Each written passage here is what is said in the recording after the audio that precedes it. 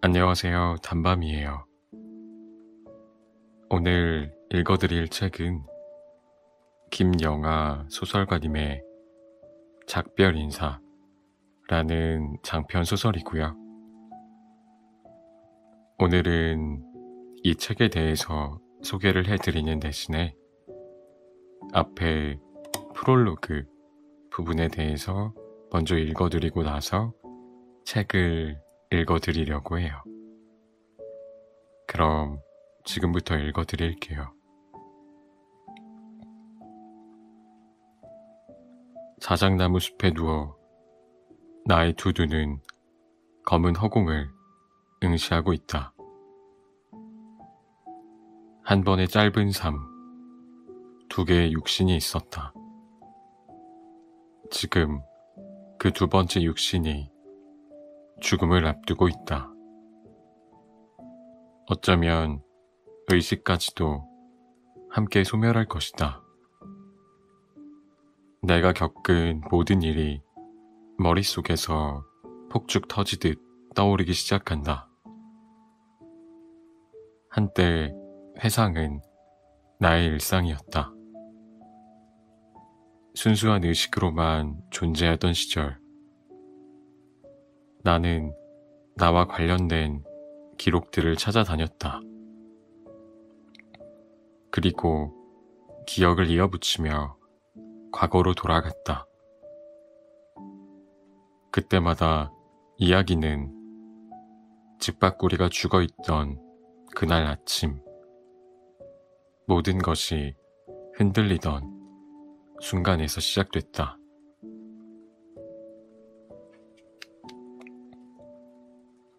집밥구리를 묻어주던 날, 그 무렵 매일 아침 눈을 뜨면 바로 운동화를 꿰어 신고 나가 달렸다. 달리기 시작하는 순간부터 기분이 좋았다. 몸이 팽팽하게 조여지는 느낌이었다. 그런데 그날은 달리기를 마치고 집으로 돌아오는 길에 연석 옆에 떨어져 죽은 새 한 마리를 보았다. 아직 어린 잿빛 직박구리였다. 하늘을 날다가 힘에 부쳐 그대로 떨어진 걸까? 아니면 불의의 기습을 받아 추락한 걸까? 나는 쪼그리고 앉아 죽은 직박구리를 살폈다. 아는 녀석일까? 아빠가 발코니에 새 모이통을 놓아둔 이후로 온갖 새들이 날아온다. 곤줄박이는 태구는 앙증맞아도 겁이 없다. 손에 모이를 올려놓으면 태연이 날아와 쪼아 먹는다. 직박구리는 곤줄박이보다 크지만 겁은 더 많아서 내 손바닥에 모이는 꿈도 꾸지 않는다. 주황색 가슴의 딱새는 덤불 사이를 어지럽게 날아다니며 포식자들을 피한다. 녀석들도 틈틈이 모이통을 노린다. 영리한 새들을 볼 때마다 신기했다. 콩알만한 뇌로 어떻게 저 모든 일을 해내는 걸까? 녀석들은 시력과 기억력도 좋아서 아빠와 내가 같이 손을 뻗고 있어도 내 손바닥에 있는 모이만 먹었다. 언젠가 한번 아빠가 장난으로 위협한 것을 잊지 않고 있는 것 같았다. 그날도 갈릴레오와 칸트는 발코니 창 앞에 앉아 고도의 집중력으로 새들이 모이를 먹는 장면을 지켜보고 있었다.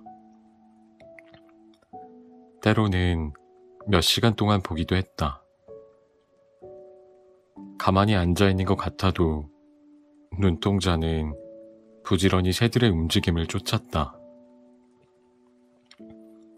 몸도 움찔움찔 거렸다. 사냥이라곤 한 번도 안 해본 녀석들이 유리창 너머의 새들을 노리는 모습이라니.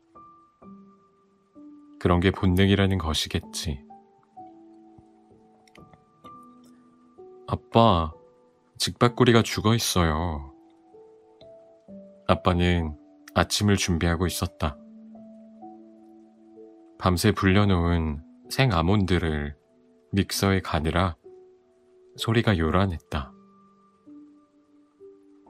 아빠는 그렇게 만든 다이아몬드 밀크를 시리얼에 부어 먹는 걸 좋아했다. 뭐라고?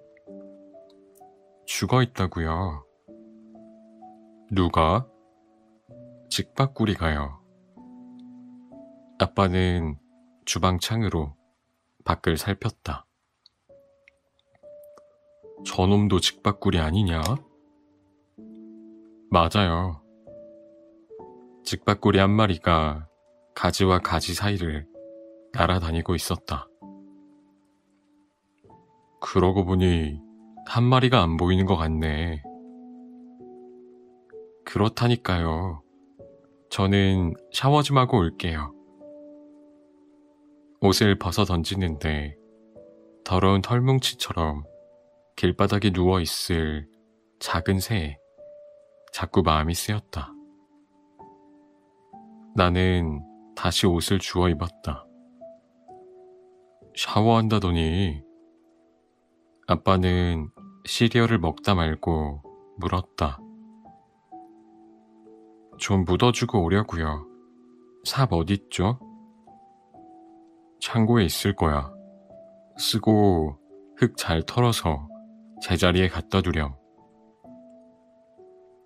직박구리는 그 자리에 그대로 있었다. 나는 삽으로 사체를 들어 올려 우리 집 정원으로 왔다. 철쭉이 심겨있는 화단 한 구석에 작은 구덩이를 팠다. 다행히 땅이 아직 단단히 얼진 않았다. 직박구리를 구덩이 안으로 밀어넣고 부드러운 흙으로 덮어주었다. 그리고 삽 등으로 흙을 살살 다져주었다. 다 끝났지만 그 자리를 떠나지 못하고 한참을 서 있었다. 가슴 속에 치밀어 오르는 감정이 있는데 그게 뭔지 말로 표현할 수가 없었다. 슬픔일까? 아니면 죽음에 대한 두려움일까? 내 감정은 마치 상점의 쇼윈도 안에 들어있는 것 같다. 볼 수는 있지만 손으로 만질 수는 없는. 삽을 정원 창고에 넣고 돌아서는데 아빠가 창가에 서서 나를 바라보고 있었다. 운동화를 벗고 거실로 들어가니 하던 일을 멈추고 내 표정을 빤히 쳐다봤다. 잘 묻어줬니? 다 보셨잖아요. 어떻게 묻어줄 생각을 다 했어? 몰라요. 놔두면 안 될 것 같아서요. 어디가 아팠을까요? 아니면 혹시 물을 못 먹어서 죽은 걸까요? 늘 발코니에 물을 놔두었는데 지난주 기온이 영하로 떨어지면서 물그릇을 집 안으로 들였다가 다시 내놓는 것을 잊어버렸다. 내 잘못이라는 생각에 마음이 무거웠다. 내 잘못 아니야. 죽음에는 수천 가지 이유가 있단다. 나는 2층으로 올라가 샤워를 했다. 뜨거운 물로 온 몸을 깨끗이 씻자 기분이 조금 나아졌다. 묻어주기를 잘했다는 생각이 들었다. 그러지 않았다면 하루 종일 찜찜했을 것이다. 새 옷으로 갈아입고 주방으로 내려가 아몬드 밀크와 오트밀을 먹었다. 아빠는 이미 아침을 다 먹고 거실 테이블 앞에 앉아 있었다. 얼른 먹고 이쪽으로 와. 공부 시작해야지. 한자 수업을 하려는 것이었다. 아빠 말로는 한글을 사용하는 한국인과 한자를 사용하는 중국인은 책을 읽을 때 뇌에 서로 다른 부분이 활성화된다고 한다. 한자는 그림으로 뜻을 나타내는 글자인 반면 한글은 자음과 모음을 결합해 소리만 표시하는 문자라서 그렇다는 것이다. 무슨 뜻인지 나는 잘 모르겠지만 그 무렵 아빠는 한자의 세계에 푹 빠져 있었다. 교재는 천자문이었다. 이 책은 단순한 한자 학습서가 아니라 고대 중국인들의 세계관을 담은 인문서란다. 그는 천자문의 첫 문장인 천지현왕을 예로 들었다. 하늘은 검고 땅은 누르다. 하늘이 왜 까매요? 파랗잖아요. 그는 손으로 창밖을 가리켰다. 지금 하늘은 어때? 날씨가 흐려 하늘이 잿빛 구름으로 가득했다. 지금은 회색이죠. 하지만 저 구름 뒤에는 파란 하늘이 있잖아요. 그 파란 하늘 위에는 뭐가 있을까? 그렇구나.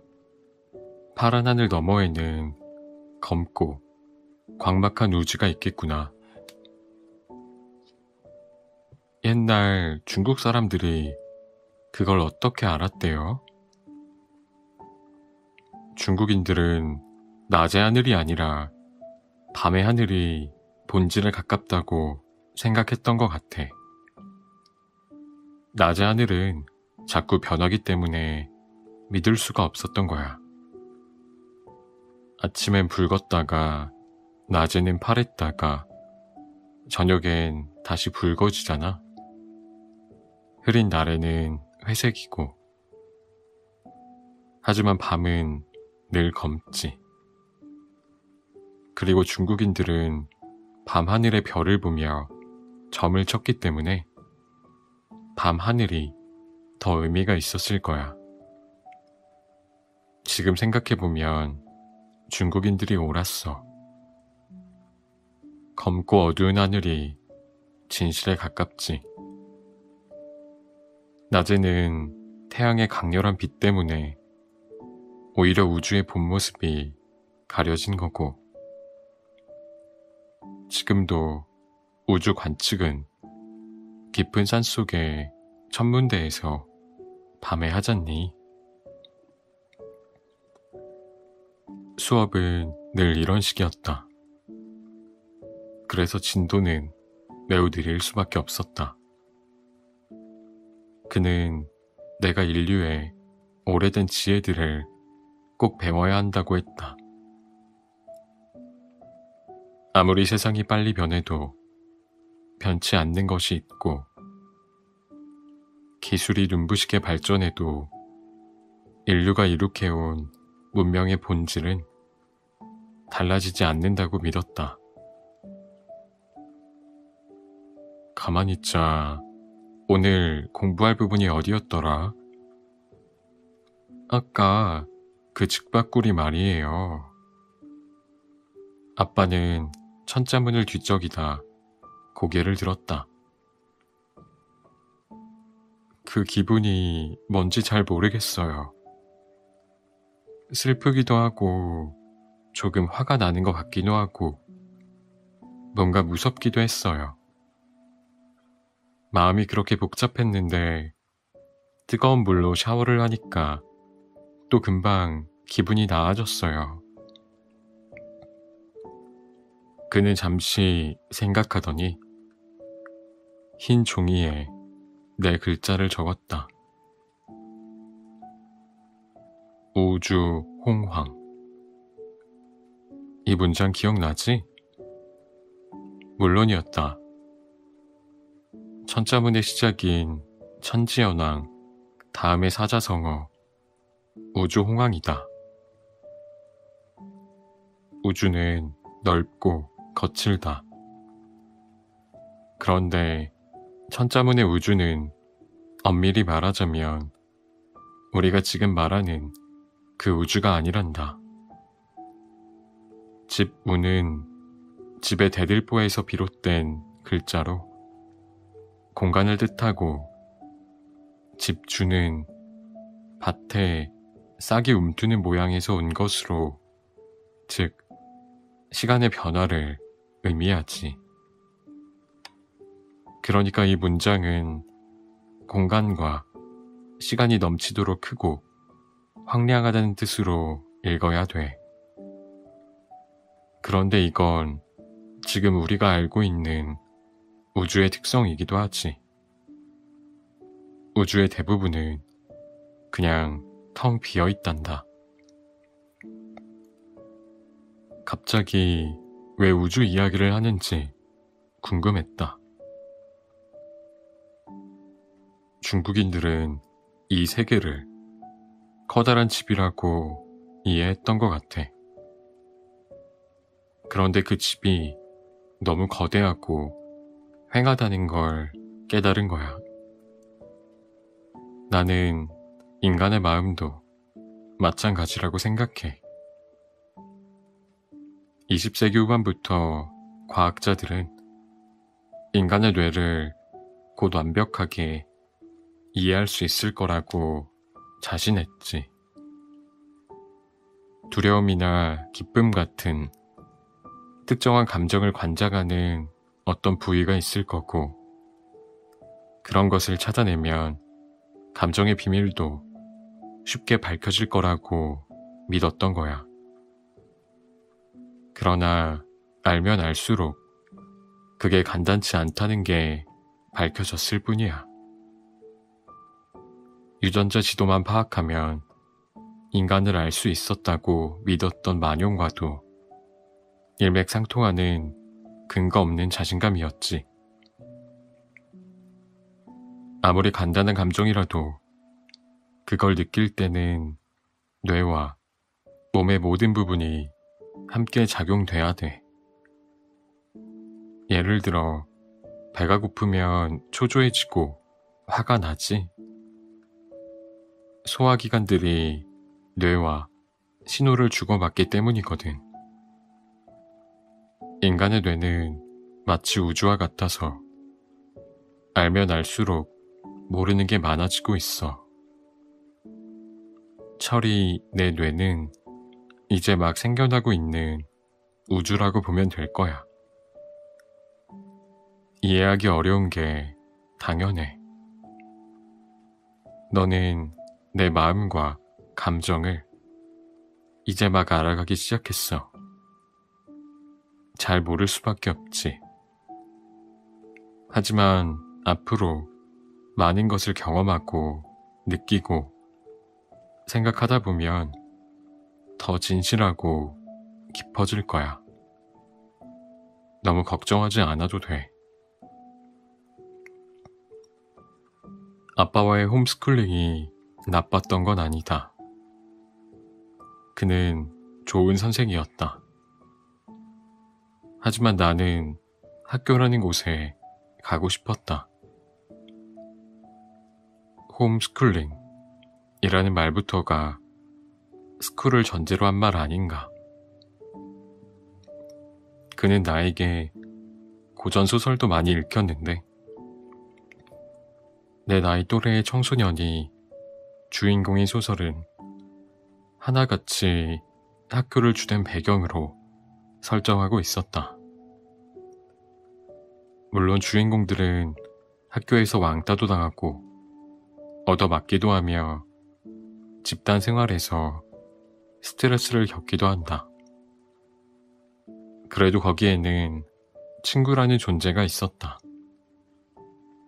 마음을 나누고 서로 돕는 친구들. 그는 가끔 나를 연구소 가족 동반 모임에 데려갔고, 그럴 때면 다른 연구원의 아이들을 만날 수 있었다. 우리는 뻘쭘하게 앉아 자기소개를 하고 별 재미없는 보드게임을 하면서 어른들의 시간이 끝나기만 기다렸다. 어른들은 아이들이 쉽게 친구가 될 수 있다는 이상한 믿음을 갖고 있는 것 같았다. 오늘은 친구랑 뭘 하며 놀 거니? 다른 집에 놀러 갈 때면 그는 그렇게 묻곤 했는데 그때마다 이해가 잘 안 됐다. 우리 친구 아닌데요? 몇 달 전 잠시 만나 보드게임을 같이 하면서 잘 기억도 나지 않는 대화를 좀 나눴을 뿐인데요. 제대로 된 친구가 무엇인지는 몰라도 그런 관계는 친구가 아니라는 것쯤은 알 수 있었다. 하루는 내가 말했다. 나도 학교에 가고 싶다고. 그는 연구소의 아이들 중 학교에 다니는 아이는 없다고 어딘가 변명처럼 들리는 말을 했다. 학교는 20세기의 산물이며 21세기 초반에 그 유용성을 이미 상실했다는 것이다. 과거의 학교는 일종의 수용소였단다. 부모들이 직장에 나가 일할 수 있도록 나라가 맡아 주었던 거야. 피가 뜨거운 10대들을 모아두었으니 늘 문제가 생겼지. 그는 20세기 초반에 건물들 사진 여러 장을 보여주었다. 내가 학교라고 본 건물은 공장이었고, 공장이라고 생각한 건 교도소였다. 상상하던 모습과 너무 달랐다. 20세기의 인간들은 붉은 벽돌과 회색 콘크리트를 좋아했던 것 같다. 어디에서나 그 칙칙한 벽돌과 더 칙칙한 콘크리트가 보였다. 이래도 학교에 가고 싶니? 나는 아니라고 했다. 그렇다고 말하면 자기 교육 방식에 자부심을 갖고 있는 그가 상처받을 것 같아서였다. 당신은 우리와 함께 가야 합니다.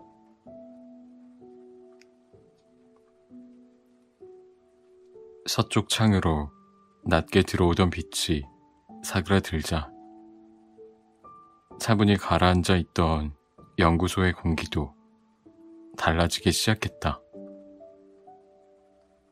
연구원들은 하나둘 컴퓨터에서 로그아웃하고 자리에서 일어났다. 아빠는 내게 다가와 내가 보고 있던 책을 살폈다. 오즈의 마법사구나. 재밌니? 네, 벌써 3번째 읽는 거예요. 그러고 보니 철이는 주인공이 멀리 모험을 떠나는 이야기를 좋아하는구나. 서유기 반지의 제왕도 자주 읽잖아. 듣고 보니 그랬다. 오즈의 마법사에는 어떤 캐릭터가 제일 좋아? 아직 잘 모르겠어요. 나는 어릴 때 겁쟁이 사자를 제일 좋아했어. 사자인데 겁이 많다니 귀엽잖아. 자, 이제 그만 집에 가자. 가서 마저 읽으렴. 남아서 계속 일을 할 연구원들은 아빠가 퇴근하기 전에 이것저것을 묻고 지시를 받았다. 그는 별것 아닌 질문에도 신중하게 대답했다. 연구소 밖에는 미리 불러둔 모바일 캡슐이 우리를 기다리고 있었다. 자율주행하는 캡슐에 탑승하기만 하면 캠퍼스 안에 있는 집까지는 금방이다. 일찍 퇴근해 정원 일을 하는 사람들, 아이와 함께 플라잉 디스크를 던지며 노는 사람들이 보였다. 옆집에는 얼마 전부터 인도 출신의 수학자가 이사와 살고 있었다. 수학자는 정원을 손질하다 우리와 마주치자 손을 흔들어 주었다. 열린 문틈으로는 희미하게 강황 냄새가 풍겼다. 수학자는 3살짜리 딸과 귀여운 새끼 돼지와 함께 살고 있었는데 딸보다는 돼지 자랑을 더 많이 했다. 얼마나 똑똑한지 모른다는 것이다. 집으로 들어가니 언제나처럼 고양이들이 우리를 반겼다.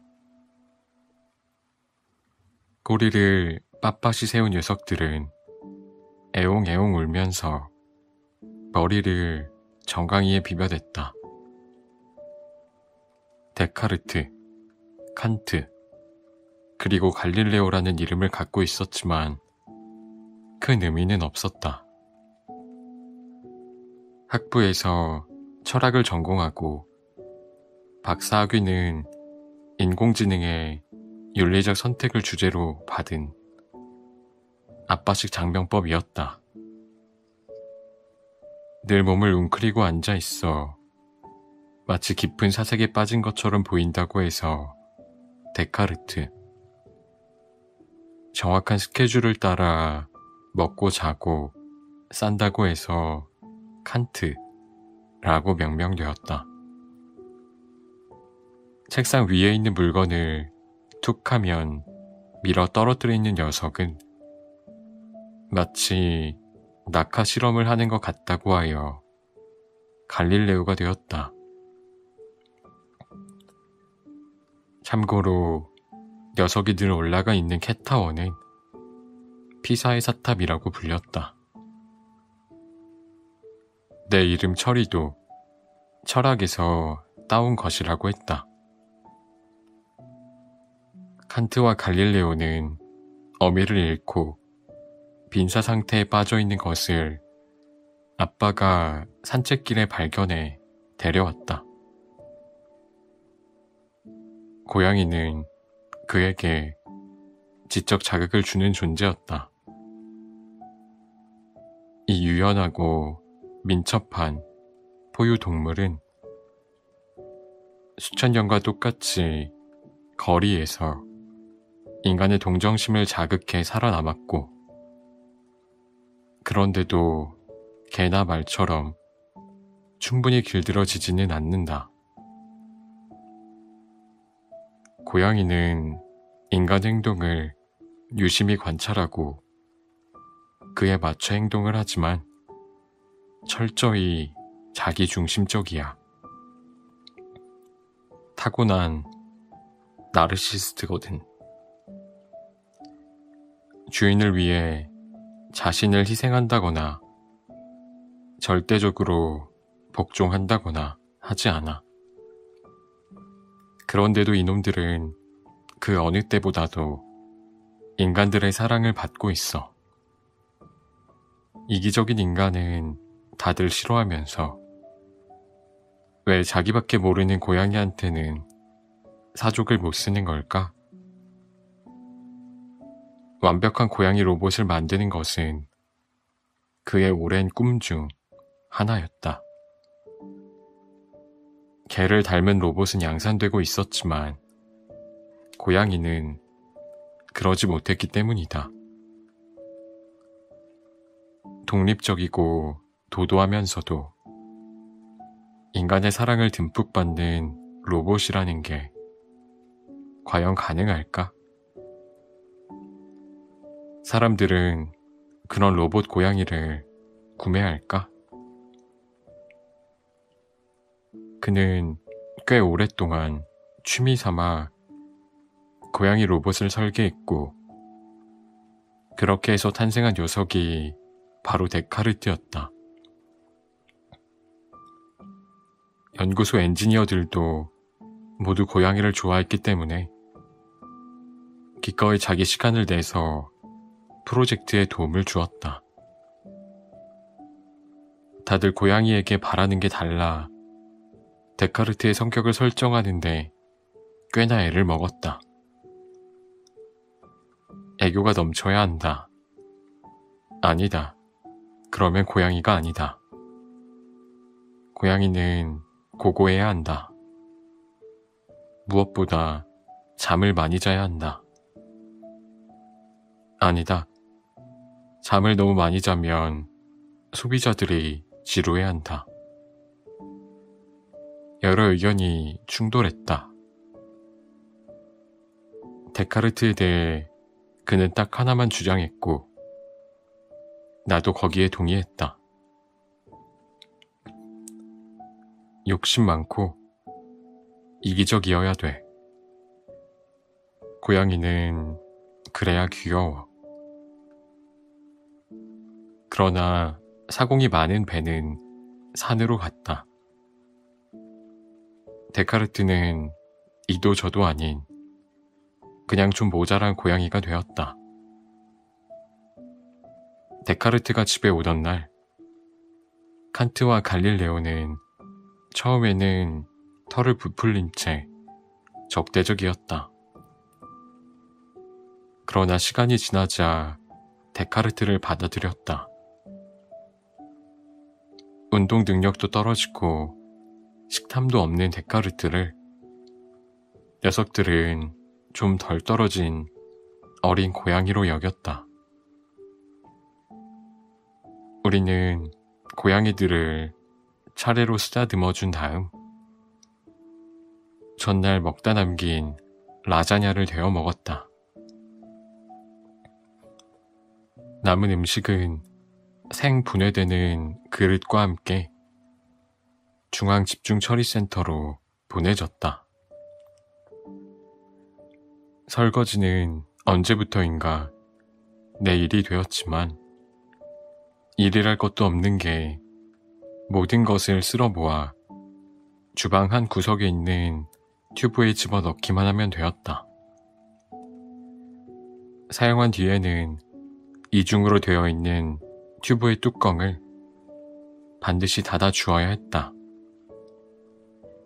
그러지 않으면 고양이들이 들어간다고 아빠는 여러 번 강조했다. 뚜껑을 닫고 버튼을 누르자 슉 하는 상쾌한 소리와 함께 남은 음식과 식기가 눈앞에서 사라졌다. 휴먼 매터스에서는 모든 게 이런 식이었다. 보고 싶지 않은 것들은 간단하게 어디론가 보내버릴 수 있었다. 그것들이 어떻게 되는지는 아무도 신경 쓰지 않았다. 나는 바깥 세상에 무엇이 있는지 전혀 몰랐고 알 필요도 없었다. 이곳이 엄청난 돈을 벌어들이는 회사의 보호 아래 선택받은 소수가 편안하고 쾌적하게 살아가는 일종의 섬이라는 것도 전혀 몰랐다. 손을 깨끗이 씻은 나는 이제 장난감 낚싯대를 휘두르며 고양이들과 장난을 치기 시작했다. 아빠가 하루 중 유일하게 환히 웃는 때였다. 잡아봐야 먹을 수도 없는 깃털을 잡겠다고 펄쩍펄쩍 뛰는 고양이들은 그의 고단한 일과가 비로소 끝났다는 것을 알려주는 일종의 기분 전환제였다. 새 학자 고양이는 곧 이 깃털 사냥에 흥미를 잃더니 갑자기 자기들끼리 쫓기 시작했다. 갈릴레오가 칸트를 쫓고 칸트는 모른 척 외면하고 있는 데카르트를 덮쳤다. 그 결과 세 놈이 모두 흥분하여 사방으로 우다다다 내달리기 시작했다. 저는 이제 데카르트가 로봇이라는 것도 자꾸 잊어버리게 되어 다른 양이들의 행동을 학습해서 그런 거겠죠? 데카르트만 학습을 하는 건 아니야. 자세히 살펴보면 칸트와 갈릴레오도 데카르트의 행동을 보고 따라한단다. 그래서 결국은 서로 비슷해지는 거야. 서로 닮아가는 거지. 그는 자리에서 일어나 산책 나갈 준비를 했다. 요즘 살이 찐다며 저녁을 먹은 후에는 운동 삼아 동네를 걸어 다니곤 했다. 그러다 다녀오면 다시 배가 고파져서 야식을 먹기 때문에 다이어트에는 오히려 역효과였다. 수백만 년 전 하루 종일 초원을 달리다 살도록 진화한 인간의 몸은 여전히 끝없는 활동을 요구하고 있었다. 그러지 않으면 살이 찌고 피가 달고 걸쭉해지면서 혈관이 막혀버린다고 했다. 나는 창밖을 바라보았다. 겨울로 접어들면서 손바닥만한 포플러 낙엽들이 떨어져 뒹구는 거리 위로 주황색 노을이 지고 있었다. 저도 가면 안 돼요? 그날따라 나는 집안이 좀 답답하게 느껴지던 참이었다. 그러나 아빠의 표정은 바로 굳어졌다. 아침에 운동 다녀왔잖니. 자주 나가는 건 위험해. 웬만하면 그냥 집에 있으렴. 나라 어디선가 일종의 내전이 벌어지고 있다는 것은 나도 알고 있었다. 뉴스에서는 날마다 정부군이 산악 지역에 게릴라를 수탕하고 있다는 소식이 나왔다. 평양과 서울 시내에서 테러가 잇따랐다. 그때부터 정부는 테러에 가담한 테러리스트와 조직을 반드시 찾아내 응징하겠다고 경고했고, 사살한 시체들을 거리에 나란히 눕혀놓았다. 가오리를 닮은 마른 목골의 대형 전투 드론들이 연구소 상공을 지나가곤 했다. 그러나 휴먼 매터스의 캠퍼스는 언제나 평화롭고 안온했기 때문에 실감은 전혀 나지 않는다. 마치 가상세계에서 벌어지는 게임처럼 느껴졌다. 여기는 휴먼 매터스 캠퍼스잖아요. 누가 여기까지 들어와서 테러를 하겠어요. 세상 일을 누가 알아? 그럼 마당은 나가도 되죠? 그는 그러라고 하지는 않았지만 그렇다고 나가지 말라고도 하지 않았다. 묵시적 허락으로 해석한 나는 스니커즈를 대충 구겨 신고 마당으로 나갔다. 인도 수학자는 그때까지 정원에서 허리를 굽힌 채 잡초를 뽑고 있었다. 귀찮지 않으세요? 그런 걸 왜 손수하세요? 내 질문에 그녀가 허리를 폈다. 기분 전환이 되거든. 이렇게 재미있는 걸 로봇을 시킬 수는 없지. 그녀는 문득 서쪽을 보더니 자기가 떠나온 벵골의 하늘 같다고 말했다. 대동강 하구의 하늘이 오렌지빛으로 장엄하게 물들고 있었다. 노을은 왜 생겨요? 내 질문에 그녀가 대기의 산란현상이니 빛의 굴절이니 하는 말을 주워 섬겼지만 잘 알고 하는 말 같지는 않았다. 내일 아침 노을 모양의 이 부분을 수학으로 정확하게 계산할 수 있어요? 수학자는 허리를 젖히며 고개짓했다. 저 호스의 버튼을 누르면 너한테 물이 날아갈 거리라는 것 정도는 예측할 수 있지.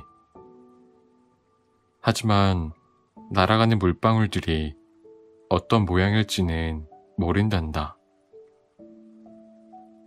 충분한 데이터. 그러니까 정말로 충분한 데이터가 주어진다면 어느 정도는 가능하겠지만 설령 그렇다 해도 내일 아침까지는 너무 많은 변수가 있어서 노을이 정확히 무슨 색일지 어떤 모양일지를 수학적으로 모델링하는 건 사실상 불가능하단다. 그건 마치 커피에 크림을 떨어뜨린 후에 정확히 어떤 모양으로 퍼져갈지를 예측하는 것과 비슷해. 예측할 필요가 없어서일 수도 있어. 노을 같은 무해하고 장엄한 카오스는 그냥 감상하면 그만이야. 뭐하러 예측을 하겠어. 노을이 우리를 죽이는 것도 아닌데. 정말 미래는 알 수 없는 거네요. 미래를 알 수 없다는 것도 확실한 사실은 아니야. 그게 무슨 뜻이에요? 그럼 미래를 알 수도 있다는 거예요? 그건 미래라는 말이 뭘 의미하냐에 달렸어.